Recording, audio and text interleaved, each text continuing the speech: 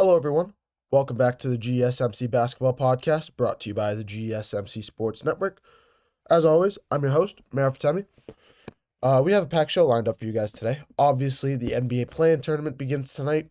The first round, the first instance of the NBA playoffs has begun. 7-8 seeds will match up on both the Eastern Conference and the Western Conference. So we're going to preview both of those games. Also, we saw Mike Budenholzer get fired last night as the head coach of the Phoenix Suns, the third straight head coach, back to back in 3 years that the Phoenix Suns have fired. We're gonna discuss them this year, how they've fallen off, what kind of happened between both these teams, and move on from there. See how the Phoenix Suns what went wrong for the Phoenix Suns this season. From there, we're going to look at Anthony Edwards, the Timberwolves' first round matchup against the Los Angeles Lakers. We're going to take a look at them. And then we're also going to take a look at the Cooper Flag sweepstakes with the number one overall draft pick. We're going to take a look at how that race is shaping up, who's going to end up with the number one overall pick in this year's NBA draft. And yeah, we're going to close out the show as well, talking about the Defensive Player of the Year candidates. Obviously, we know about Evan Mobley, Draymond Green, Dyson Daniels. We're going to talk about all three of them. And, we're going to talk about all of that. But before I move any further, I'd like to remind you guys to please like and follow the show for more GSMC Sports Network content. Also, we get a number of questions from viewers that come in during the show. So to ensure that your question gets read on air, ask that you use the tips and donations link at gsmcpodcast.net for your questions. This puts your question at the top of the list so that I see it, and it also really helps out the show. Again, the link is gsmcpodcast.net for all your questions and comments. But getting back here to the basketball, getting to the real main course of why we are here. The NBA play-in tournament beginning tonight, the first round of the play-in tournament with the 7-8 seeds match squaring off tonight. We'll start in the Western Conference with the Grizzlies and the Golden State Warriors. Obviously we know Ja Morant. Starting with the Grizzlies, we know Ja Morant, Jaren Jackson Jr., Desmond Bane, the three-headed monster that's there.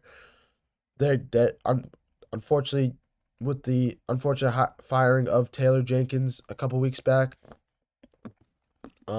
they're still exceptionally well coached. They're an exceptionally disciplined team. They know what they're doing. They've been around for a while. They've kept their core group of guys for the last 4 or 5 years or so. They're still an incredibly formidable team, and honestly, any matchup in the Western Conference this season can go either way, really, with how stacked the Western Conference is. Obviously, their last meeting between these two in the playoffs in 2022, the Warriors took out the Grizzlies in 6 games. And no, it was still an unbelievable series, but it was 1-1 going back to Memphis. Golden State ended up winning both games in Memphis, and that was it.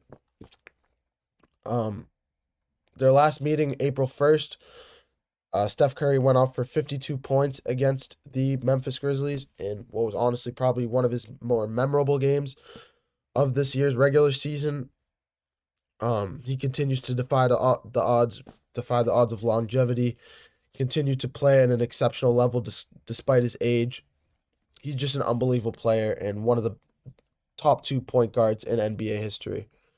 The winner of this 7-8 matchup will go up against the Houston Rockets in the first round. If it is Golden State, it would be a rematch of what happened during the 2015 to 2019 era with Steph Curry versus James Harden in almost every Western Conference final. But, of course, this is a completely different, revamped Houston Rockets team, head coached by Ime Udoka, led by Jalen Green on the offensive end, a core group of guys that honestly play incredibly unselfish with one another. Just an unbelievable team in general, unbelievable defensive team in general. That's their biggest strength, with Amen Thompson, with Dylan Brooks, uh, led by Fred VanVleet as a floor general, the point guard of this team. They're just an unbelievable team in general, and they're gonna just continue to grow. They're continuing to grow with one another, and their confidence is continuing to grow every single day that goes by. But yeah, this is gonna be more about the Golden State Warriors, in my opinion. That's why I've been saving this side of the story till now, because the Golden State Warriors are honestly, they're still one of the best teams in the NBA. They still have Steph Curry, like I mentioned, but a player that I haven't really mentioned that we've been kind of waiting for since he was traded here, since the trade deadline, is Jimmy Butler. We know his resume when it comes to the playoffs over the last 5 years, bringing the number 8 seed Miami Heat to the NBA Finals in 2023, bringing starting from the bubble all the way on to 2023. He wasn't in the 2024 playoffs because he was injured, but this is his first opportunity since then to kind of reclaim that title as playoff Jimmy, one of the better playoff, not only competitors, but playoff talents that we have in this league. So it's gonna be interesting to see how Jimmy Butler steps up to the plate, how he continues to perform, how he continues to grow into the Warriors offense. Steve Kerr will have this team ready to go. I know he will. He always does almost every year. He's exceptional. He's won titles as a player. He's won titles as a coach. We obviously know from 2015 to 2018, that 3-year stretch. But yep, this is more about Jimmy Butler than anything, because we've been waiting almost 2 months now, 3 months since the trade deadline to see if this trade was worthwhile for the Warriors, if they gave up too much to acquire Jimmy Butler. Was it too much that they gave up? Was it worth it? We don't know. But the record says since the trade deadline with 19 and not 9, they used to be 19-3, probably closer to 21-4 since the trade deadline passed, with Jimmy Butler and Steph Curry on the floor together. That's their record together on the floor, 21-4 since that trade deadline. And it's just gonna be interesting to see how these two teams square off, how everything plays out with them, and who are the Warriors gonna end up playing in the first round of the playoffs. The loser of this game is obviously not out of the tournament. They will face the loser of the winner of the 9-10 matchup between the Kings and the Mavericks. And we're going to see how that ends up transpiring. Because honestly, that's it's going to be whoever wins that matchup will go up against the Oklahoma City Thunder, and who knows how that's going to transpire. I personally think the Thunder are one of the best teams in the NBA, one of the best teams in the Western Conference, obviously the number 1 seed in the Western Conference. But I think, say the Warriors lose this game and fall to the 9-10 matchup, and they end up winning and face the Thunder in the first round, I think they could give the Thunder a run for their money. If Jimmy Butler can play to his capabilities, if Steph Curry can play to his capabilities, if Brandon Pajimski continues to grow as a player, as a scorer, if Draymond Green can continue to be the Defensive Player of the Year candidate that he's been since the trade deadline and honestly all season long. We're going to talk a little bit more about that as the show goes on. I'm going to talk more about that later in the show. But yeah, this is just more about the Warriors side of things than the Grizzlies. But switching over to the other side with the Eastern Conference, with their 7-8 matchup, they have the Orlando Magic taking on the Atlanta Hawks. Obviously, the Orlando Magic, one of the younger teams in the NBA, led by Paolo Banchero, with Franz Wagner, who's an incredible center, continuing to grow as a center as well, similar to Alperen Sengun. But I think Wagner is just more athletic than Sengun. Sengun is just bigger and uses his size and skill set, like footwork wise, to get to the rim or get rebounds, get to the rim in general. Defensively, in general, his skill set kind of revolves around his footwork mostly, more than his athleticism. On the other side with Wagner, it's more of his athleticism.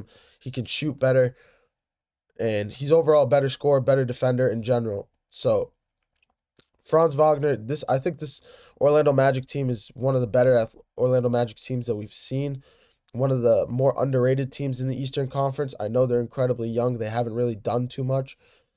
But if they can win this game, whoever wins this game will go on to face the Boston Celtics in the first round. And I personally think the Orlando Magic can just give the Celtics more of a run for their money than the Hawks can. I know the Hawks have seen the Celtics over the last few years. I know Trae Young has seen them for the last few years. He obviously had that game winner a couple years ago. But obviously, Boston is just a better team. We all know this. It's just who's going to be more competitive, who has more of an edge, who has an opportunity to take a game or two to make the series a little bit more interesting. And I think the defense that Orlando holds, coupled with Paulo Banchero's offensive ceiling, his offensive capabilities, it just gives the Orlando Magic a little bit more of an edge on the Hawks and in general on the Boston Celtics to make that series more interesting. But I'm going to take a short break. When we come back, we're going to take a look at the Phoenix Suns with how Mike Budenholzer obviously being fired yesterday. The third straight head coach being fired in Phoenix over the last 3 years. A lot going on with them. The big three, what's going to happen with Kevin Durant, Devin Booker, and Bradley Beal. How is everything going to shape up there this summer? We're going to take a look at all of that when I come back from a short break. I feel like I'm losing my mind. Is everybody in the world blind? Please, Lord, give me a sign, a sign. I feel like I'm losing my mind. Is everybody in the world blind? Please, Lord, give me a sign, a sign. I wanna be the greatest. Everybody on the fake shit. I look around and feel like everybody is the fakest. I make this every day and I'm impatient, hoping one day I blow up from the basement. Statement, the top is so vacant. I don't hear shit that I think is amazing. Waiting for my day when I'm playing sold out shows for 1,000 faces. Hey, give me that crown, get in my way and to be put down. It ain't your place, all this my town. If I want that shit, then I'll get it right now. I'm losing it, the noose it fits. I'm losing shit, a stupid myth. You choose to live or choose to dip. You choose to fight or lose your grip and lose a gift. I feel like I'm losing my mind. Is everybody in the world blind? Please, Lord, give me a sign, a sign.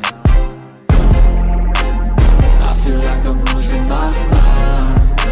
Is everybody in the world blind? Hello, everyone. Welcome back to the GSMC Basketball Podcast, brought to you by the GSMC Sports Network. As always, I'm your host, Mehrob Fatemi.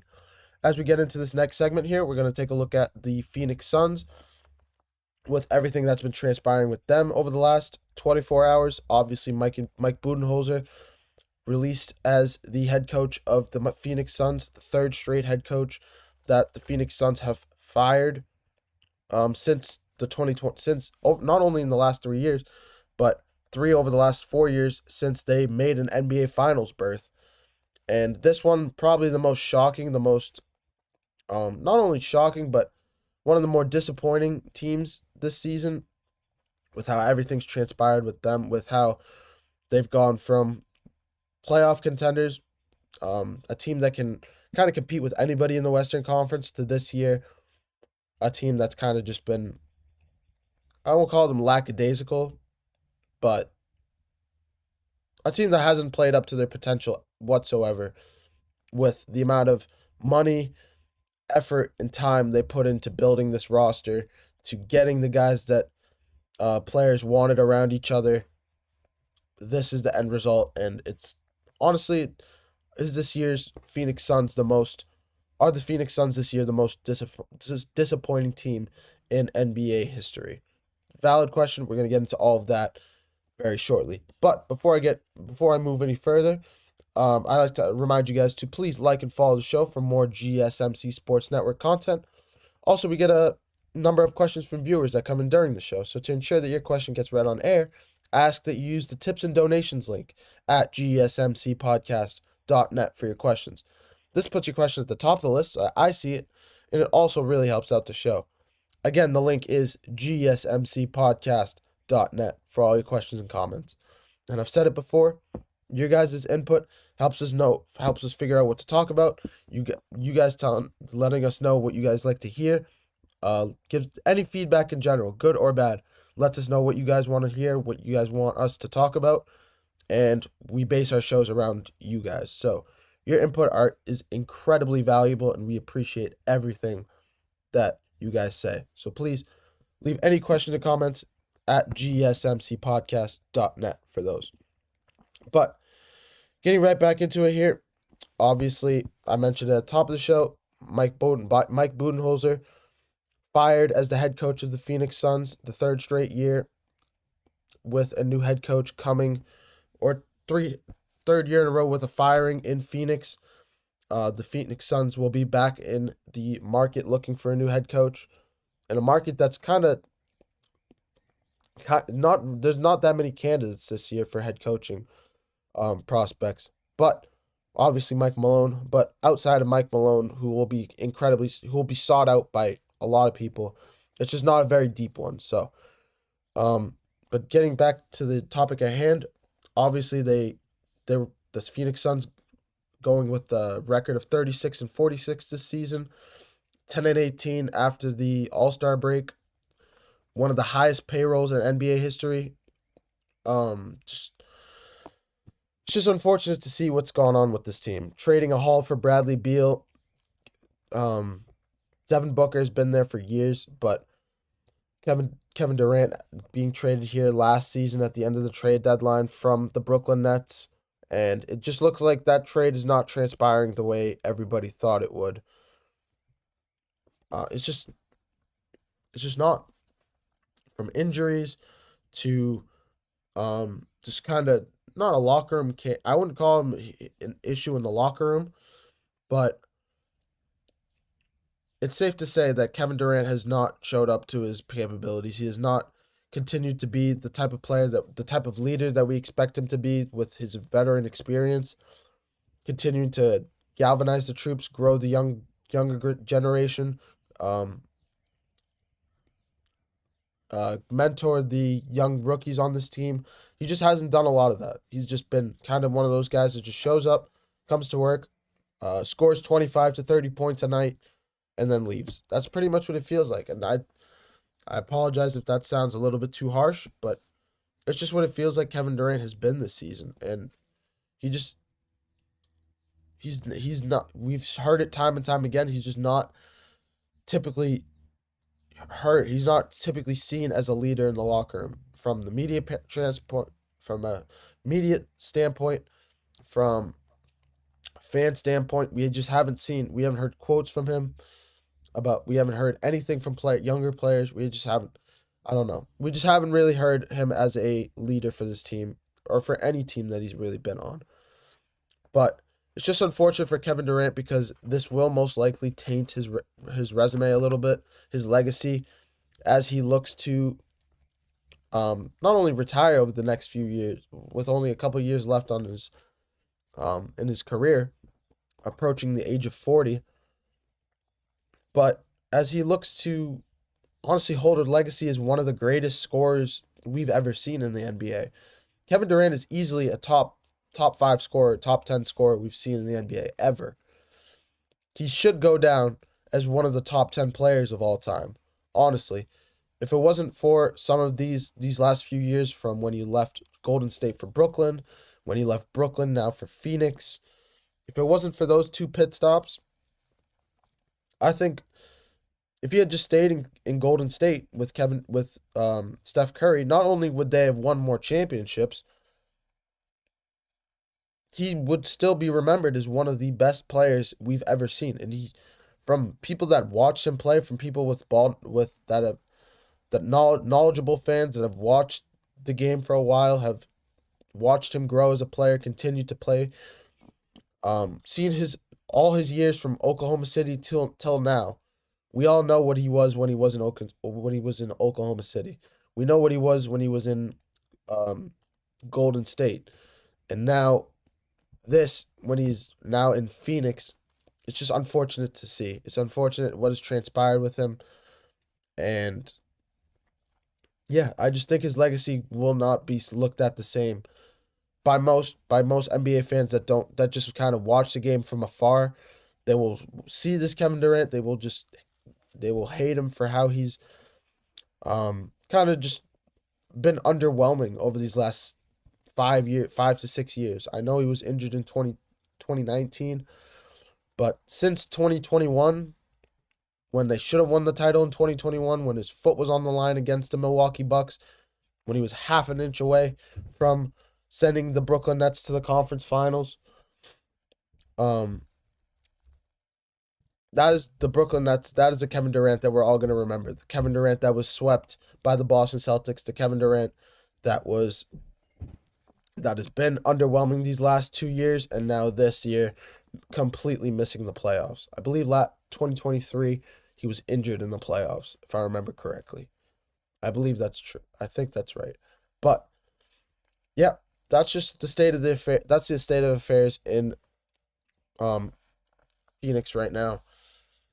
What do they look to do to kind of clean up this mess? I don't think the Suns can trade Devin Booker. Devin Booker's kind of their franchise player, a player that's a fan favorite in Phoenix. A lot of fans love him. He's a cornerstone of the franchise. He's been there for 8 years plus.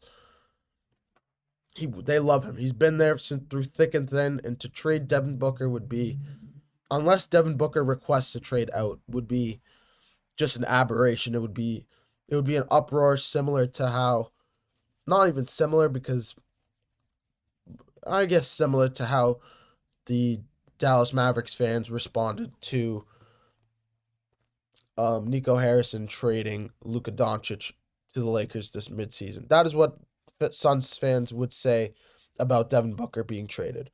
So I don't think that's going to happen, but Kevin Durant could easily get traded. We've seen the Houston Rockets name get passed around.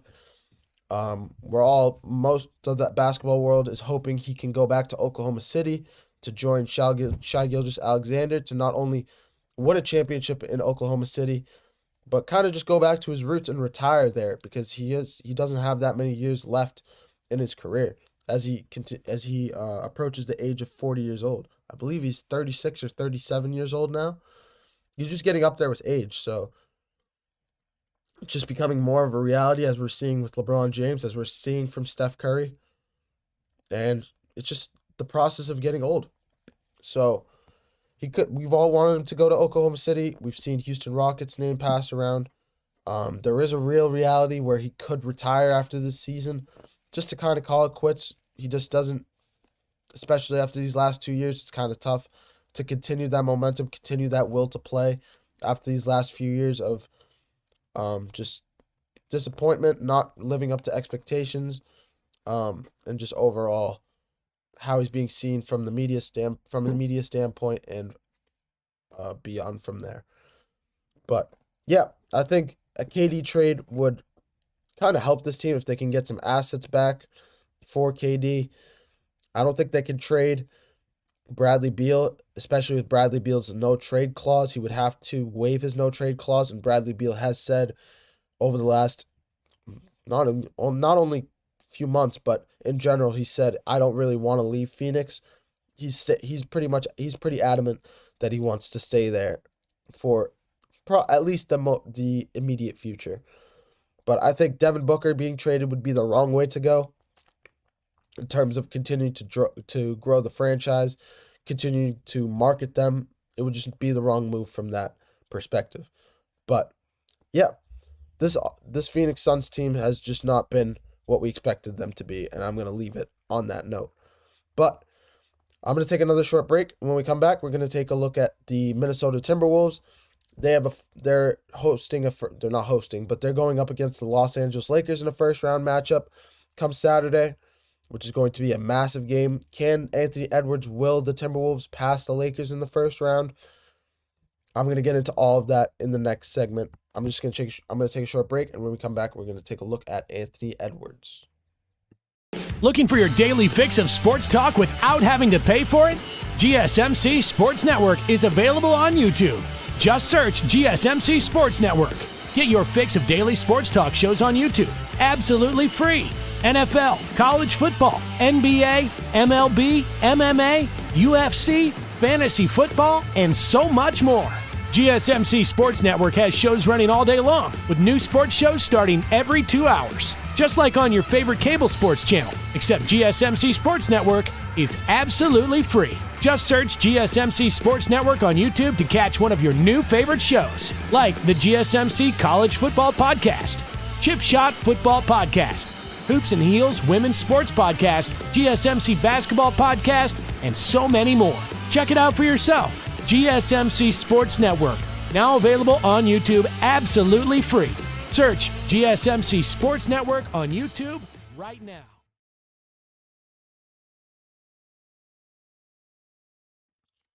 Hello, everyone. Welcome back to the GSMC Basketball Podcast, brought to you by the GSMC Sports Network. As always, I'm your host, Mehrob Fatemi. As we're getting into this next segment here, we're going to take a look at the Minnesota Timberwolves at Anthony Edwards, moving up to third place in the standings of players with most points scored before turning 24 years of age.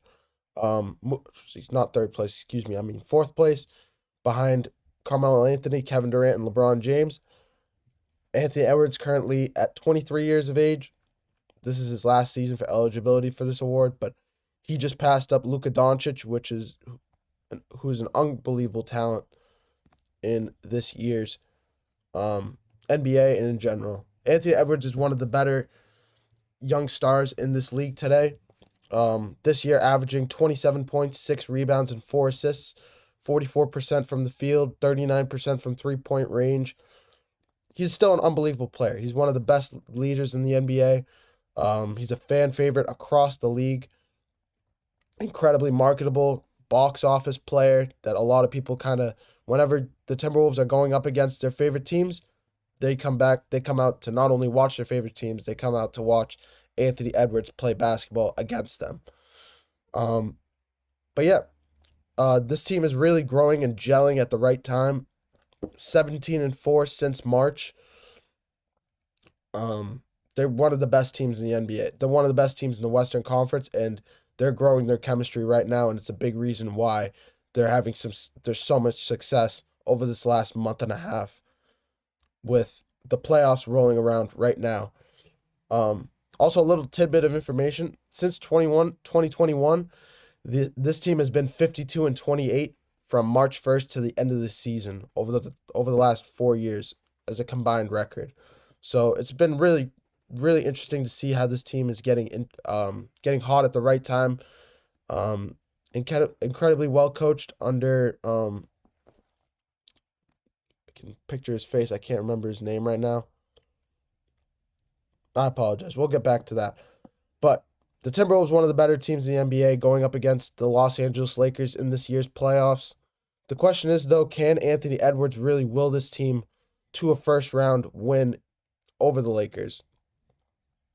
And it's just hard for me to picture them being able to win that series. It's just hard for me to picture that Anthony Edwards by himself or with Julius Randle could outplay Luka Doncic and LeBron James in an NBA playoff series. I don't think it's just tough to see Julius Randle fitting in as that second man role, being able to handle LeBron. I think LeBron's going to bully him in the post, bully him with physicality. I know he is getting old, but LeBron is still one of the better physical players in the NBA. We've seen it this year. We've seen it his whole career in general. But the question is, can Anthony Edwards do it? And I just don't think he can win 4 out of 7 games offensively, regardless of if he has Julius Randle with him.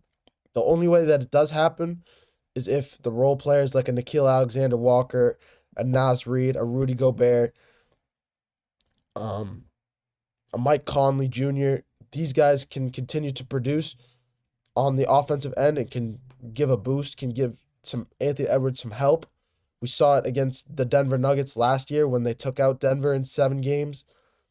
They're still one of the best teams in the NBA.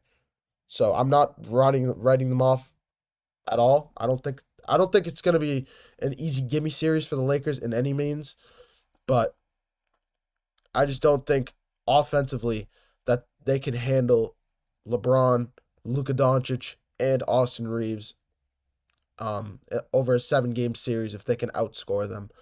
I just think that's just going to be too much for the Timberwolves to handle, and I just think it's just going to be too much for the Timberwolves to handle it. And it's all props to Anthony Edwards this season. He's played phenomenally all year long. Like I mentioned, 27 points a game is nothing to sneeze about. It's just they need an extra player. They need another offensive scorer on this team. Julius Randle is great. Do not get me wrong. I just think if they had kept Karl-Anthony Towns as a scorer, if they had focused on getting another star to couple with Karl-Anthony Towns instead of going after the Julius Randle pick, I think they could have continued to grown the team as they had, these last few years. I think they could have continued to grow the team, continued to build around Anthony Edwards, and really continued to build on their success that they had last season, taking out the defending champs, and obviously ultimately losing to the Dallas Mavericks, which is another reason why I'm not picking the Timberwolves to win this series. I think Luka Doncic is going to I think they're going to have nightmares of Luka Doncic. It's just like what teams seem to have, whether it's in real life or not. I just think Luka Doncic is going to see the Timberwolves on the other side and just remember everything that happened in last year's playoffs and just continue to grow off his success and just do what worked last time. That's just kind of what goes on in the NBA with stars going up against old rivals. And yeah, I'm picking the Lakers to win this series in 6 games. I just think Luka Doncic will probably average at least 30 in each of the games. LeBron will average about 27 and 7. And Austin Reeves will probably average somewhere around 15 to 20 points with, say, like 5 rebounds and 8 assists. It'll just be a very well-balanced offense. I think this offense in LA is continuing to grow. Every game that goes by since the trade deadline, they've been growing, they've been improving, and it's major props to them with how they've been playing. But, yeah, I think that's just my take on this series with how it will play out. In 6 games, and that'll be that. The Los Angeles Lakers will move on to the second round of the Western Conference playoffs. I'm going to take another short break. When I come back, we're going to take a look at Cooper Flagg, the sweepstakes for the number 1 overall pick. Obviously, the regular season being completed means the lottery board is set, and we're going to take a look at probably the top 5 teams with more realistic chance of who's going to go after and acquire Cooper Flagg in this year's NBA draft. I'm going to take a short break, and when we come back, we can take a look at the number 1 draft prospect of 2025.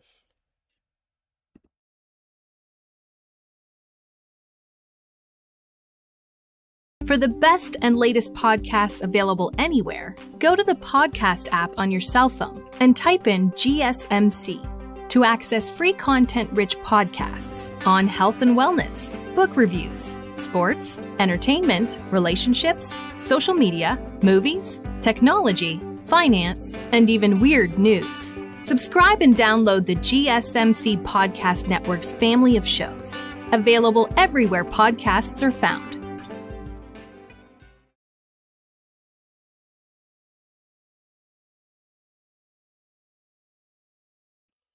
Hello, everyone. Welcome back to the GSMC Basketball Podcast, brought to you by the GSMC Sports Network. As always, I'm your host, Mehrob Fatemi.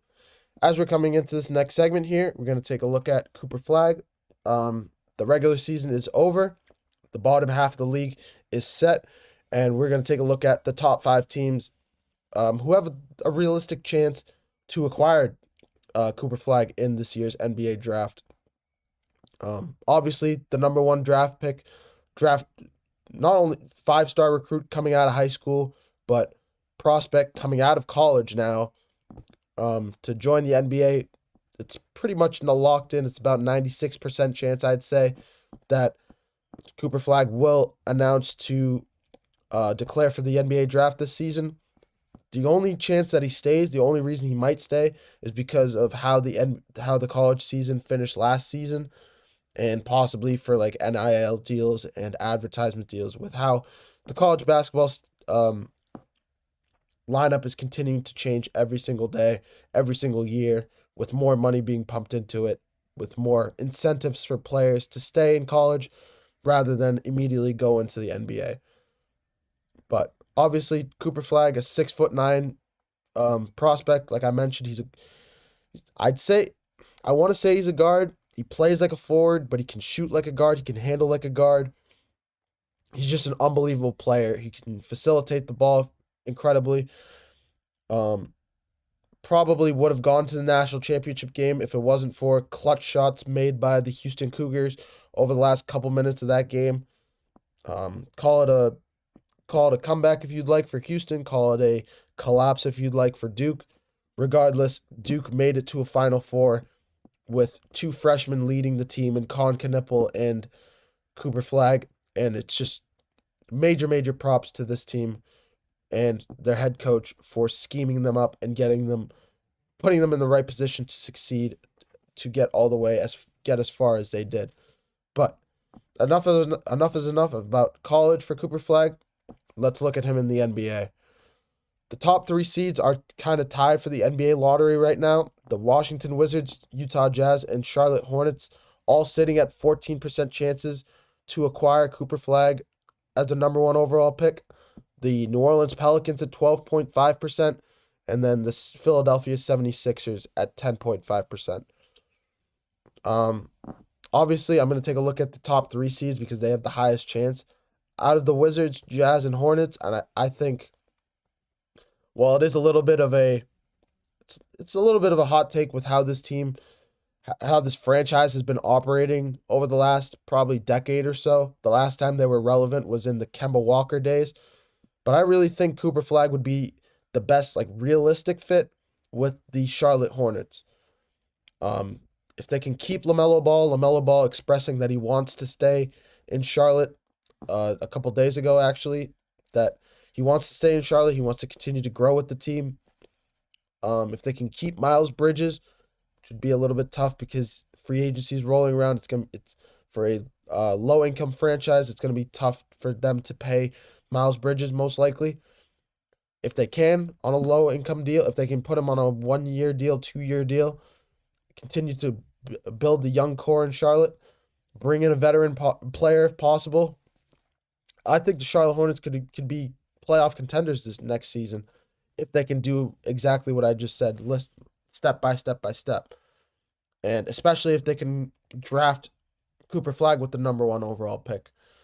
I just think that team would be incredibly formidable if they can just put these guys in the right places to succeed, continue to grow the team the right way, and overall, Cooper Flagg is an unbelievable talent. He's a generational talent, really. We've seen him against NBA players. It's all over YouTube. He's been playing with NBA players since the age of 15 years old, competing with them in practices, in scrimmages. But obviously, NBA games are a completely different ball game. It's tough to put a young kid like that on an NBA stage with little experience. So if they can continue to grow their team, I think Cooper Flagg will be an unbelievable addition to them. That's a realistic option. Here's the fan favorite option that has been thrown around. I like this option way more. I think it would be not only a better fit, but I think it would make this team immediate contenders in their conference. But if the San Antonio Spurs, who hold a 6% chance of getting the number 1 overall pick, if they can combine the talents of Victor Wembanyama of last season and Cooper Flagg this season, if they can do both of those things, I really think this team could be unbelievable. I think that would be his best position. That would be the best place for Cooper Flagg to go to. if Greg Popovich will stay. If they can get him, they will most likely move on from Greg Popovich, especially from his health scare earlier this season. If they can hire Mike Malone, continue to grow Wembanyama as well with Mike Malone's experience coaching Nikola Jokic. If they can combine those two, De'Aaron Fox obviously there. Stephen Castle most likely going to be the rookie of the year this year. Obviously Stephen Castle coming off the bench this season, but will most likely grow into a starting role. If they can, in general, this team is just more balanced, in a more competitive Western Conference, continuing to grow Cooper Flag quicker, putting up against stronger competition. I just think the best place for him to go is San Antonio if he can. That is his best place to go on the board. Like, unless you want to put him in Oklahoma City with Shai Gilgeous-Alexander, which would just be unfair if that would happen. But that's neither here nor there. I think the most realistic option for this team is Charlotte, who will the best fit for him realistically. But if they can get him in San Antonio, that would be unbelievable, and he would flourish there with Wembanyama, with De'Aaron Fox, Stephen Castle, and Mike Malone. If they can get him there, they would probably put them as instant playoff contenders, really, with the young core that they have, and they would be very good for years. Honestly, arguably better than the future that the Oklahoma City Thunder have if they can get both Wembanyama and Cooper Flag there. But I'm going to take another short break. When we come back, we're going to take a look at the Defensive Player of the Year candidate race right now, with Draymond Green and Evan Mobley specifically as the two heads of that race. Obviously, the Defensive Player of the Year is a regular season award, but these two players are exceptional on that side of the ball, and they deserve credit where credit is due. I'm going to take a short break, and when we come back, we're going to take a look at them and this race.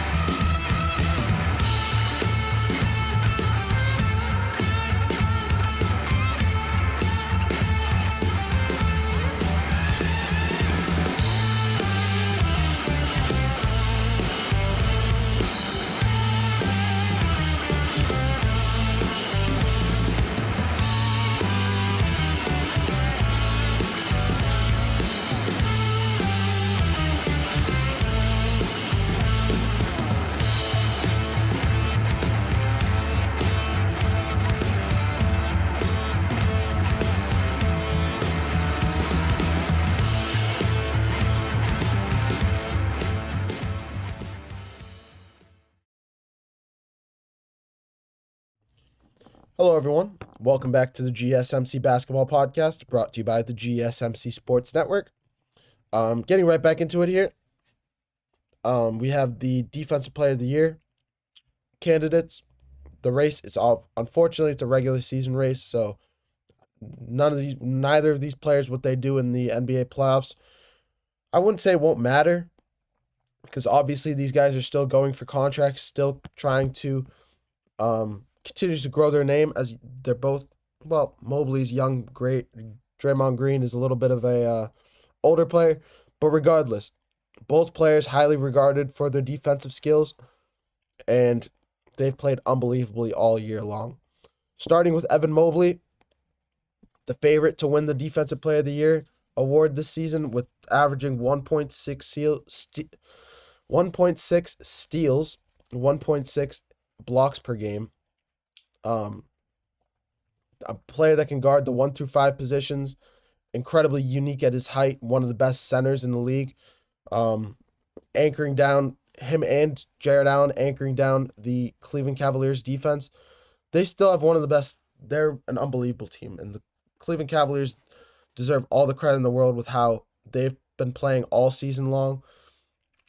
Obviously the number one record in the Eastern Conference, and their defense is unheralded with two-way guards like Donovan Mitchell.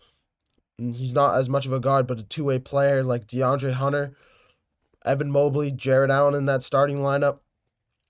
They're one of the best defensive teams in the league, and Evan Mobley deserves a lot of credit for it. Similar to how Porzingis plays, he's very similar to Porzingis if Porzingis was healthy more often. That's who Evan Mobley reminds me of with his height, with his athleticism, with his scoring. Not as much of a long distance shooter, but definitely in the paint. He's very on both sides, offensively and defensively. He's a force similar to Porzingis is on that end of the ball. Switching gears over to Draymond Green. Draymond Green is also another all-time defensive player. We remember him from his time in Golden State with how much of a defensive guru he was there. He's an unbelievable player in general, I'd say. Can guard the 1 through 5 as well. He's very similar to Amen Thompson. We know historically how he is defensively, but he's very similar. Amen Thompson is on that Draymond Green standard on that track right now, I'd say. He's the younger version of Draymond Green, I'd say, with how he can rebound, how he can defend the 1 through 5, like I mentioned. Draymond Green can also has facilitated that Warriors offense for the last decade plus. We remember his days from 2015 when we mentioned him as the most valuable piece to this Warriors offense because the ball was running through him. He was getting Steph Curry and Klay Thompson open with the pick and roll, and with his movement around, not only on the interior but on the outside as well. Draymond Green is an unbelievable talent, and he deserves all the credit in the world on both ends of the ball. He's probably a top 5 two-way player right now in the NBA, and probably a top 10, top 15 two-way player of all time, I'd say. He's just one of the better defensive players we've seen, and one of the better two-way players in general we've seen. But yeah, Evan Mobley is the number one, is a favorite. Draymond Green, since the trade deadline, anchoring the number 1 ranked defensive rated team in the NBA since the trade deadline. He deserves a lot of credit for that. But I think this award should go to Evan Mobley as the younger player, similar to the MVP award. It's just tough for players to repeat at regular season awards. It's just tough to see because we see it with the MVP time and time again. We've seen it now with the Defensive Player of the Year, obviously, with Drew Holiday could have won it multiple times. Rudy Gobert could have won it more than he did. It's a carousel of an award. It just goes every single year who's the best defensive player that season. Not in general, but not like in general over their careers, but in the moment for the entire span of the NBA season, who did it the best for the entire length of that regular season. And I think with how the Cleveland Cavaliers have looked all season long, I think Evan Mobley deserves this award in general. Draymond Green it doesn't mean that Draymond Green does not deserve it, but in terms of his versatility, in terms of his longevity, and how long he's done it all season long versus Draymond Green and the Warriors since the trade deadline, Evan Mobley absolutely deserves it, and all the credit to the world for him. But yeah, this was Evan Mobley will most likely get it, but that'll do it for me. I'm going to cut it a little bit short today just because yesterday I not only ran a little bit longer, but just going to run it a little bit shorter today. A little bit leaner of a basketball day. We didn't have any basketball games going on yesterday, so we're just rolling with the news, rolling with the punches, previewing games today, previewing NBA playoffs series starting on Saturday. It's just going to be an unbelievable week of basketball from here on through Sunday and here on for the next couple of months. But thank you guys for tuning into the GSMC Basketball Podcast presented by the GSMC Sports Network. Your support means a lot to us, so please remember to subscribe to the show and leave a positive review. It really does make a difference, more than you think. Seriously. Your feedback lets us know what you letting us know what you like to hear, what to talk about. Any feedback in general, negative, positive, lets us know what you guys want to hear about, lets us know what to talk about. So you guys are a big influence on this show and a major part of the environment here at the GSMC Sports Network. We also invite you to follow us on Facebook, Twitter, TikTok, and Instagram for more content and updates. Thank you once again. This is Mehrob Fatemi, the host of the GSMC Basketball Podcast, signing off. I hope you guys have a wonderful rest of your days. It's going to be an unbelievable day of basketball. Warriors, Grizzlies, Magic, Hawks. Both games are going to be unbelievable. We're going to preview those. We're going to recap those tomorrow on tomorrow's show. Thank you once again.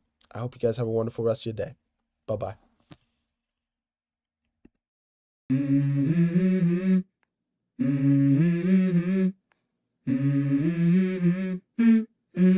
Let's go. I wake up to a little bit of drool on my pillow, feel like it's gonna be a bad day. Yeah, I'm tired of shit, and the coffee ain't hit yet, damn ain't that great.